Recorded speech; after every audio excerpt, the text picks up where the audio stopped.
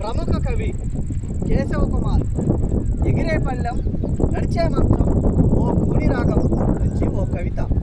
శీర్షిక స్వర్గానికి చెల్లుచీటి. స్వర్గాన్ని మూసేయండి, దేవుళ్ళని అక్కడే నిద్రపోనియ్యండి. మమ్మల్ని మా మానాన మరణీయ ప్రార్థన. ప్రవక్తలారా, ఇక మీ ప్రవచనాలు ఆపండి. మహాపురుషులారా, మీతో మేము నడవలేము. మీ మోసపు మాటల మూటల్ని మోయలేము. స్వర్గ సుఖం కల నుండి మేలుకోనియ్యండి. ఎవడ బతుకు యుద్ధం వాళ్ళని చేసుకోనివ్వండి. యుద్ధదారి మళ్లించకండి. మీ తెలివైన అతి మాటలతో అబద్ధ చరిత్ర మీద,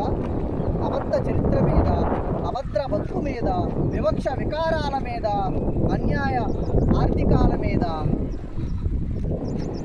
అక్రమ పాలన మీద, నిరంకుశ రాజ్యం మీద మేమున్న నరకంలో నుండే మమ్మల్ని మాట్లాడనీయండి.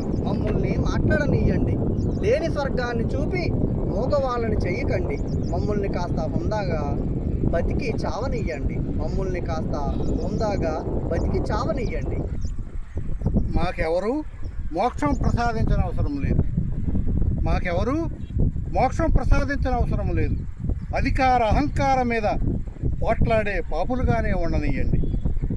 బానిసలుగా ఉండే పుణ్యాత్ములంగా కాకుండా అధికార అహంకారం మీద పోట్లాడే పాపులుగానే ఉండనియ్యండి. బానిసలుగా ఉండే పుణ్యాత్ములంగా కాకుండా.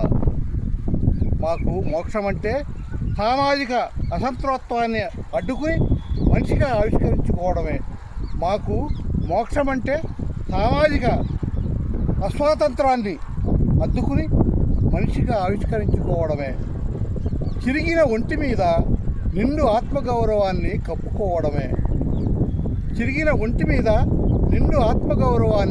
కప్పుకోవడమే. అమానవీయ కుటుంబ చట్టానికి అవిధేయులు అవడమే.